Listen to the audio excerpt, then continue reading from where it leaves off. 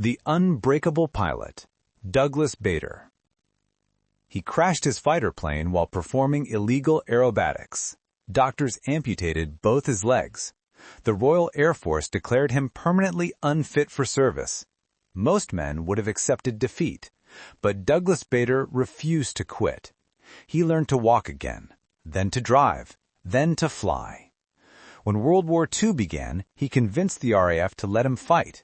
He became one of Britain's greatest fighter aces, flying without legs, shooting down 22 German aircraft, escaping from POW camps repeatedly. This is the story of a man who turned catastrophic disability into legend.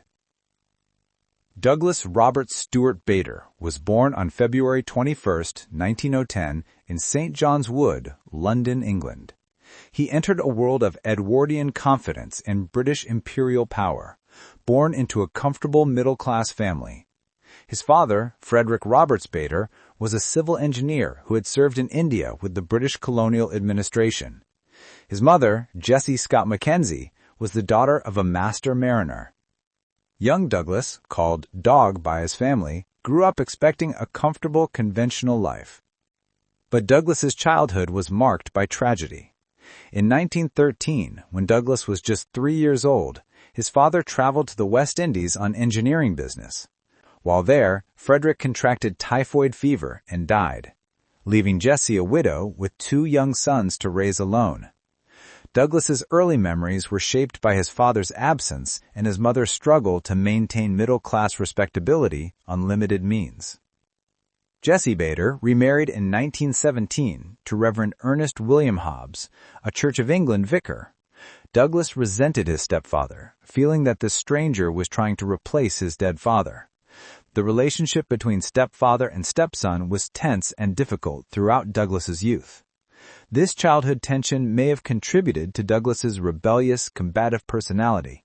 He seemed determined to prove himself, to show that he didn't need anyone's help or approval. Douglas attended St. Edward's School in Oxford, a prestigious boys' boarding school that emphasized athletics, military training, and character development. Douglas thrived physically but struggled academically. He was an exceptional athlete, rugby, cricket, boxing, with natural coordination and fearless competitive spirit. But he was an indifferent student, bored by classroom learning and constantly in trouble for breaking rules and challenging authority. At St. Edward's, Douglas displayed the personality traits that would define his entire life: physical courage, competitive intensity, impatience with rules he considered pointless, and absolute confidence in his own abilities. His teachers found him brilliant but difficult, capable of excellence but too rebellious to fit conventional molds. He was the kind of student who frustrated educators, clearly talented but seemingly determined to waste that talent through misbehavior. In 1928, at age 18, Douglas entered the Royal Air Force College Cranwell, the RAF's officer training academy. The RAF was relatively new, established in 1918 as the world's first independent air force, and flying was still romantic and adventurous, attracting young men who wanted excitement and glory. Douglas was immediately captivated by flying. He had finally found something that challenged and engaged him completely.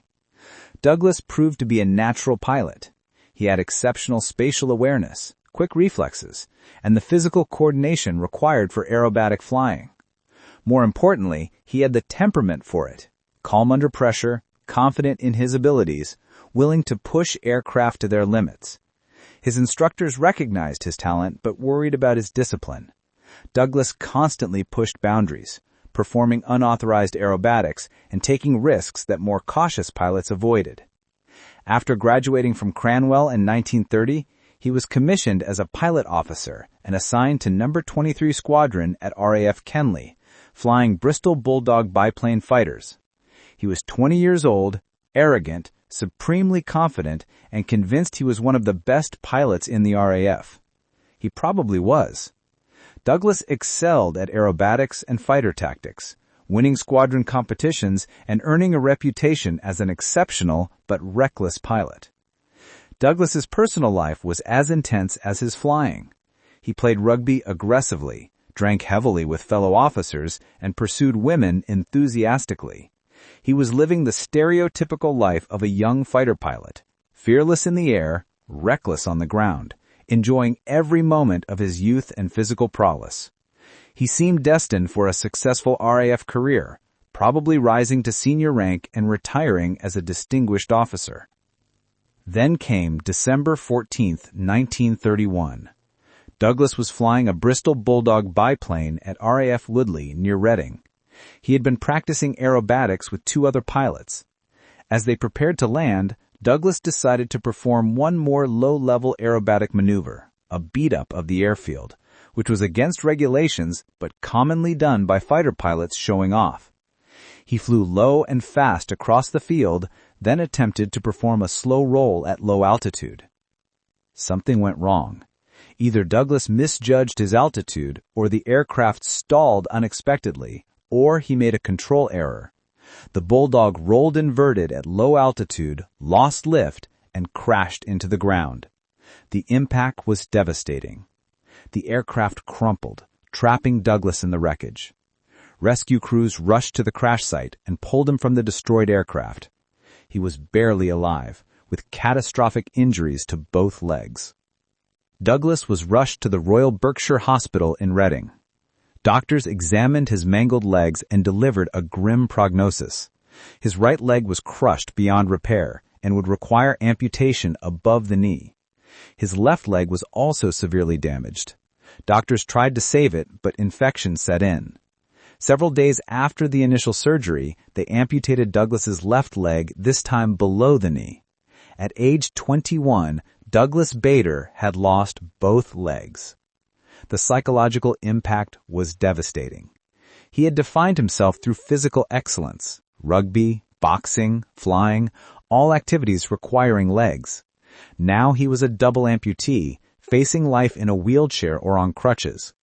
Most people in his position would have sunk into depression, accepting permanent disability as inevitable. Douglas Bader refused. From his hospital bed, still recovering from surgery, he began demanding prosthetic legs. He didn't want sympathy or accommodations. He wanted artificial legs so he could return to normal life. He was fitted with crude prosthetic legs, metal and leather contraptions that were heavy, uncomfortable, and difficult to use. Learning to walk with prosthetics is agonizing and frustrating. Most new amputees take months to manage basic walking. Douglas was walking within weeks, driven by sheer determination and refusal to accept limitations. But walking wasn't enough. Douglas wanted to fly. He believed that he could fly aircraft despite having no legs. The RAF disagreed. They had no precedent for pilots without legs. They medically retired Douglas from active service in April 1933, just 16 months after his accident. He was given a disability pension and sent into civilian life. His RAF career, which should have lasted decades, was over before his 23rd birthday. Douglas refused to accept this verdict. He found civilian work with the Shell Oil Company, working in their aviation fuel division. He also continued improving his mobility with prosthetic legs, learning to walk so well that people couldn't tell he had prosthetics unless they looked closely. He learned to drive a car with hand controls. He played golf, using a special technique to maintain balance. He even convinced doctors to let him fly civilian aircraft, obtaining a private pilot's license. By the mid-1930s, Douglas Bader was living a reasonably normal life despite his disability. He had a good job, an active social life, and had proven he could function without legs. In 1933, he married Thelma Edwards, a woman he had met before his accident who accepted him despite his disability. They built a comfortable life together, and Douglas seemed to have adjusted to civilian existence. But Douglas never stopped wanting to fly military aircraft. When Germany with Germany seemed increasingly likely in the late 1930s, Douglas began lobbying the RAF to let him return to service. He argued that Britain would need every trained pilot, that his legs, or lack thereof, shouldn't matter if he could fly effectively. The RAF repeatedly refused. Their regulations were clear. Pilots required full physical fitness, including functional legs. Then came September 1939. Germany invaded Poland. Britain declared war. Suddenly, the RAF needed pilots desperately. Douglas intensified his lobbying, pulling every string he could find, writing to every senior officer he knew. Finally, in November 1939, he convinced the RAF to let him take a medical exam and flying test. If he could pass both, they would consider reinstating him. Douglas passed. He demonstrated that he could fly a modern fighter aircraft, a Hawker Hurricane, as effectively as any pilot with legs. The RAF, desperate for experienced pilots, had no choice but to accept him back. In February 1940, Flight Lieutenant Douglas Bader returned to active service, becoming perhaps the only legless fighter pilot in any Air Force in the world. Douglas was assigned to No. 19 Squadron, flying Spitfire fighters. Germany launched its Western Offensive in May 1940, invading France and the Low Countries. The RAF sent squadrons to France to support Allied ground forces. Douglas finally got his chance to fight, flying combat missions over France during the desperate battles as German forces overwhelmed French and British defenses. Douglas proved immediately that his disability didn't affect his flying. He shot down his first German aircraft, a Messerschmitt Bf-109 fighter, over France in June 1940. He displayed the same aggressive, fearless flying style he had shown before his accident. If anything, the prosthetic legs might have given him an advantage in high-G maneuvers. Without blood flowing to his legs, he could sustain higher G-forces without blacking out, allowing tighter turns in dogfights. After France fell, Douglas participated in the Battle of Britain, the desperate air campaign where the RAF defended Britain against German invasion. Douglas flew constantly, engaging German bombers and fighters over southern England. He shot down multiple German aircraft, becoming one of the RAF's successful fighter pilots. His fearless, aggressive tactics made him both effective and dangerous. He took risks that more cautious pilots avoided, sometimes putting his own wingmen in danger through his reckless aggression. By March 1941, Douglas had been promoted to squadron leader, commanding No. 242 Squadron. He was now a leader, responsible for training and commanding other pilots. Douglas was a demanding, often difficult commander. He expected absolute commitment and courage from his pilots, had no patience for weakness or incompetence, and led from the front, always flying the most dangerous missions himself. Douglas developed controversial tactics during this period. He advocated for big wing formations, large groups of fighters attacking together rather than the smaller, more flexible formations most RAF commanders preferred. Douglas's big wing tactics were debated intensely, with some pilots believing they were effective and others arguing they were too inflexible for modern air combat. The debate contributed to tensions between Douglas and RAF senior leadership. On August 9, 1941, Douglas was flying a fighter sweep over France when his Spitfire was hit by German fire. Accounts vary on whether it was anti-aircraft fire or another fighter that hit him, but the result was catastrophic. His aircraft was severely damaged and couldn't make it back to England.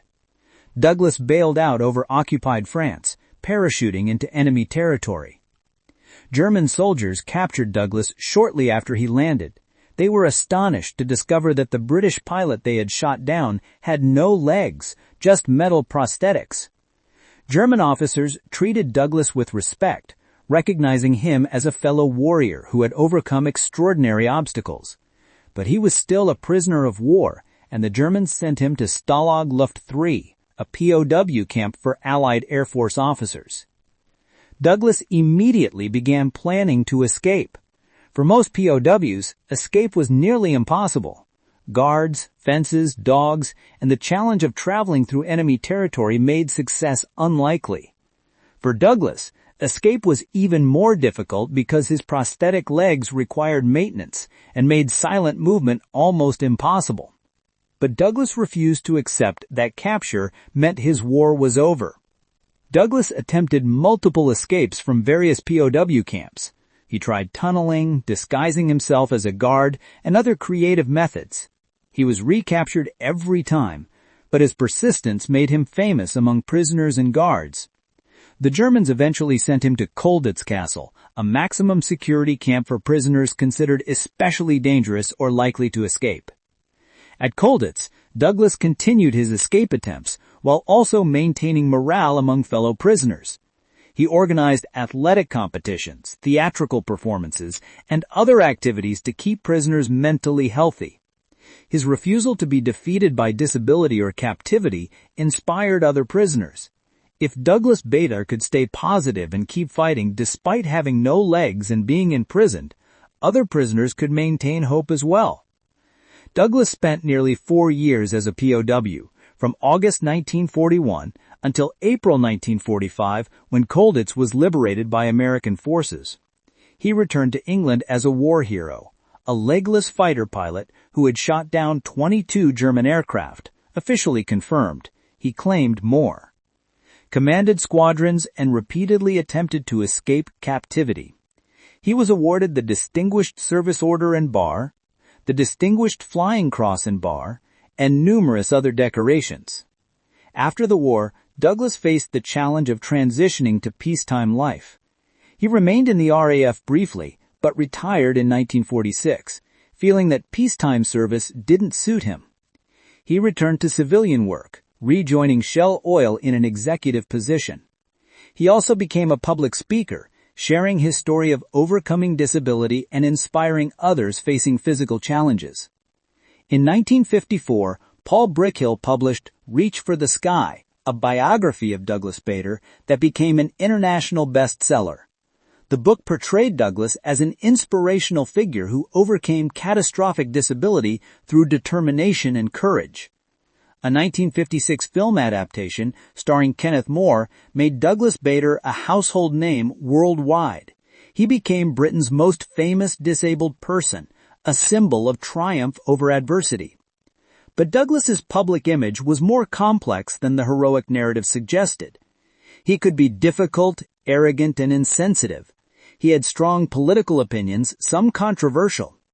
He opposed what he saw as excessive accommodation for disabled people, believing that disabled individuals should adapt to the world rather than expecting the world to adapt to them. This attitude inspired some disabled people, but offended others who felt he was too dismissive of challenges faced by those with different disabilities or circumstances. Douglas spent his later decades working for Shell Oil, serving on corporate boards and advocating for disabled people's integration into mainstream society. He believed passionately that disabled people could do almost anything non-disabled people could do if they refused to accept limitations. This philosophy came from his personal experience. He had accomplished things doctors said were impossible simply by refusing to believe them. Douglas Bader died on September 5, 1982, at age 72, from a heart attack. He had lived 50 years after losing both legs, proving every day that catastrophic disability didn't mean catastrophic limitation. His funeral was attended by RAF veterans, former POWs, and disabled people he had inspired. He was buried with full military honors, recognized as one of Britain's great wartime heroes. Douglas Bader's legacy is complex and sometimes contradictory. He proved that people with severe disabilities could accomplish extraordinary things, inspiring millions of disabled people worldwide. His refusal to accept limitations, his demand to be judged on ability rather than disability, changed attitudes about what disabled people could achieve. But Douglas also represented a specific approach to disability, one that emphasized individual determination over systemic accommodation, that insisted disabled people should adapt rather than expecting society to change. This approach inspired some, but excluded others whose disabilities or circumstances made Douglas's just try harder philosophy inadequate or inappropriate. Modern disability rights advocates have mixed feelings about Douglas Bader. Some celebrate him as a pioneer who proved disabled people could compete equally with non-disabled people in demanding fields like combat aviation. Others criticize him for promoting an individualist approach that ignored structural barriers and blamed disabled people for limitations that were actually created by societal attitudes and infrastructure. The moment that defines Douglas Bader's legacy came in a 1970s interview when a reporter asked how he felt about being an inspiration to disabled people. Douglas thought for a moment, then gave an answer that captured both his philosophy and its limitations. He said he hoped his example showed people that disability was about attitude, not physical condition. If you refuse to see yourself as limited, refuse to accept other people's definitions of what you could do, you could accomplish almost anything. But he also acknowledged that he had been lucky. He had education, resources, supportive family, and opportunities that many disabled people lacked. His success didn't mean that everyone could achieve the same through determination alone. That was Douglas Bader, a man who lost both legs but refused to be defined by that loss. A fighter pilot who proved that courage and skill mattered more than physical wholeness. A symbol of triumph over adversity, who also revealed the complexities and limitations of that narrative. His story reminds us that human potential is far greater than physical limitations suggest, but also that individual determination alone can't overcome all barriers. Sometimes systemic change is also necessary.